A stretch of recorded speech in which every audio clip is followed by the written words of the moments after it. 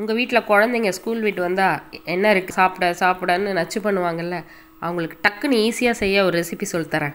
ஒரு பெரிய காலிஃப்ளவரை எடுத்து அதை நல்லா குட்டி குட்டியாக ஆஞ்சி நல்லா க்ளீன் பண்ணி வாஷ் பண்ணி வச்சுக்கோங்க.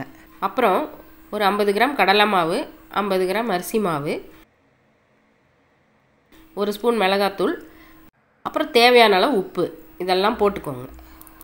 அதோட கொஞ்சம் தண்ணி சேர்த்துக்கோங்க. எல்லாத்தையும் சேர்த்து நல்லா ஒன்றா கலந்துக்கோங்க.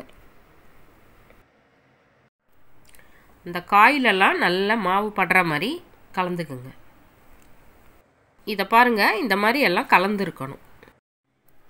இப்போ ஒரு கடாயை வச்சு அதில் ஒரு 1/4 லிட்டர் எண்ணெயை ஊற்றி அது நல்லா காயிற வரைக்கும் விடுங்க. எண்ணெய் நல்லா காஞ்சதும் இந்த மாவில் கலந்து வச்ச காலிஃப்ளவரை கொஞ்சம் கொஞ்சமாக எடுத்து அந்த கரண்டியால் அந்த எண்ணெயில் போடுங்க. இந்த காலிஃப்ளவரை லோ ஃப்ளேமில் வச்சு நல்லா கோல்டன் ப்ரௌன் வர மாதிரி மொறுமொறுன்னு பொரிச்சு எடுங்க. இதை கருகாமல் பார்த்துக்கோங்க. இதே மாதிரி மீதி இருக்கிற காயும் பொரிச்சு எடுங்க. அவ்வளோதான், cauliflower snacks ready. Like and subscribe பண்ணுங்கள்.